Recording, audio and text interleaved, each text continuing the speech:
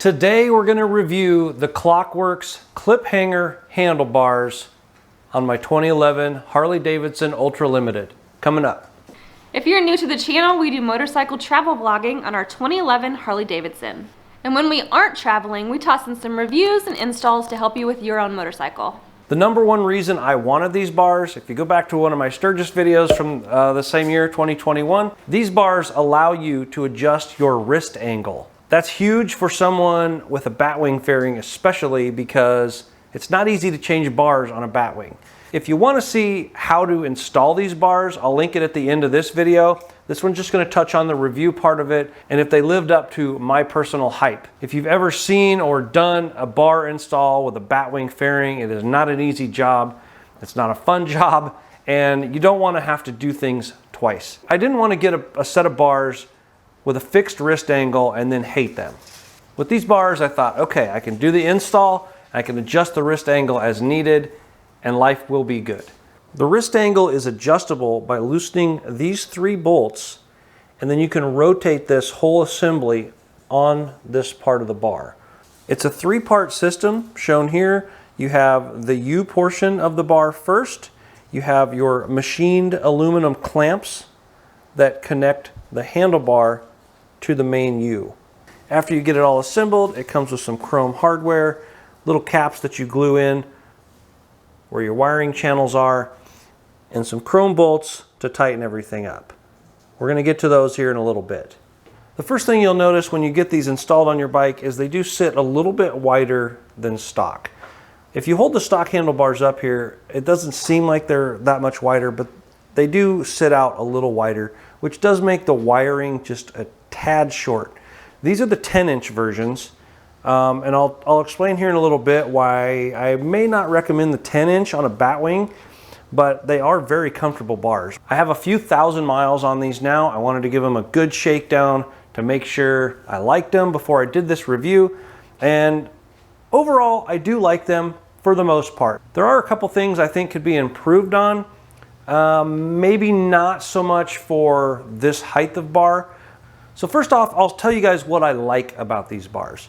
They're very comfortable. I've already mentioned the wrist angle is adjustable. They look amazing. They especially go well with my vivid black bike with chrome accents. They blend in perfect. I like them better than my stock chrome bars. The U portion is a powder-coated gloss black, which blends perfectly with my vivid black bike. And the chrome hardware helps accent the rest of this bike, considering it's a black bike with chrome accents.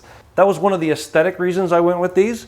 Not only do I like the looks of the clamp that they use, I liked the color scheme with the black and the chrome. Speaking of the clamps, these are a machined aluminum clamp. All you have to do is loosen these 3 bolts to move that wrist angle around and set it up any way you want it, and if you get down the road and you don't like it, all it takes is a 3/16 Allen wrench, loosen them up, move it a little bit, and be on your way. I absolutely love that part of these bars. Another thing I like about these bars is the quality. The powder coating is a high quality powder coating. The machined clamps, very well done. Everything fit together really nicely when I did the install, and you can just tell they're a very high quality bar. Another thing I really like about these bars is the seating position. And when I first got on it, I was like, these kind of lean me forward more than I was used to. My stock bars, I sat up very posturous, almost nerd-like. And these kind of set me forward a little bit due to some adjustability stuff. And like I said, I didn't think I would like it right away when I sat on it and I was kind of testing it in the garage. But after going to Oklahoma and back, it kind of created a little more room between Heather and I. So the 2-up riding part of it, she wasn't bonking my head against hers anymore, which she does quite a bit. So I was kind of sitting forward just a little bit, and it took a little bit of getting used to, but it was actually very comfortable when I got done. There are a couple things I'm not super fond of with these bars.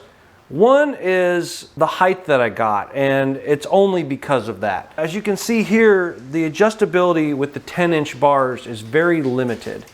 So at full lock, the main U portion of the bar will almost hit my dash. And When I originally adjusted them, I had them sitting pretty good, pretty comfortable, and then when I got everything back together, I noticed, it's hitting my dash. So I had to kind of roll the bars forward a little bit, which then created another issue. As you can see here, my clutch lever is very close to my fairing. And it actually, when the wind was hitting my fairing going to Oklahoma and back, the very front edge of my clutch lever was actually vibrating against my inner fairing. Now, thankfully, these bars do have the wrist angle adjustment, so I was able to just kind of adjust that in a little bit more and give it enough clearance so it wasn't hitting. That is very specific to the 10-inch bars with the batwing fairing. If you have a Road Glide, that's not going to be an issue whatsoever. And if you have the 14-inch version of these bars, also not going to be an issue. So I would recommend, if you're looking at these bars and you have a batwing, I would maybe go with the 14-inch bar. Those are going to be more popular anyway. I'm a type of person where I don't really like my arms up too far. Since we go on very long distance road trips, I kind of like my arm to have a down angle to it. That keeps the blood flowing in my hands, and in the past, riding with apes for any amount of distance, I just wasn't a huge fan of that. So that's all preference. It's very subjective, but I would recommend, again, if you have a batwing fairing, I would get the 14-inch version of these bars and you won't run into that issue. If you have a Road Glide, either one, the 10s or the 14s would be fine for that. One thing that's not specific to these bars that I feel like could be improved upon is the hardware. The caps that go over the clamp and the cap that goes over the end of the hand grip bar, good quality pieces. They just kind of glue in. The chrome on them is really good. I have no issues with those. On our way to Oklahoma, the very first rain we got into, the hardware, the bolts themselves actually rusted. Obviously, Klock Werks does not make bolts. They source those from a vendor. But if Klock Werks, if you guys are seeing this video, I do have a couple solutions or opinions I can give. So what I've done is I put stainless steel bolts on the left side and left the Klock Werks chrome bolts on the right side and took a picture of each. And that's what you're seeing here. On the right side is the stock Klock Werks bolts.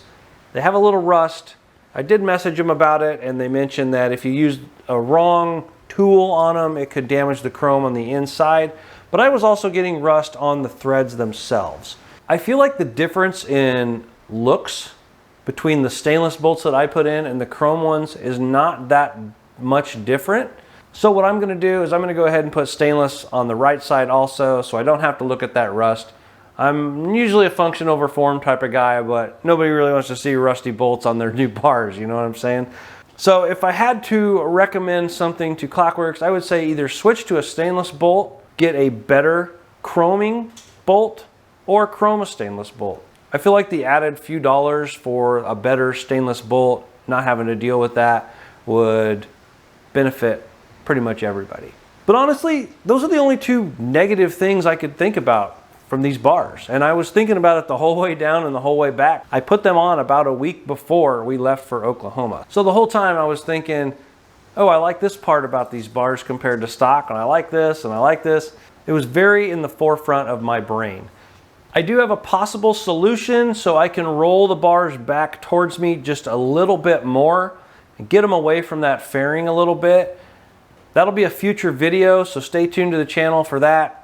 Hit the subscribe button and the bell icon so you know when that video goes live. So the answer to everyone's question that's looking at these bars and they're on their short list of bars for their Harley Davidson bagger, would I recommend these bars? And the answer is absolutely. Number one for me, adjustability. Absolutely great to have all that adjustability from front to back, wrist angle, all of it. Secondly, the aesthetics, very pleasing to the eye. They look cool. Totally dig the style of these bars.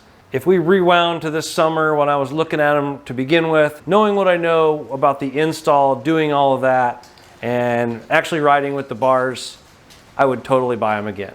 Hopefully that helps you guys on your quest for your handlebars for your Harley Davidson bike. I will put a link to these bars in the description of this video, along with other things we use on this channel. Some of these are affiliate links.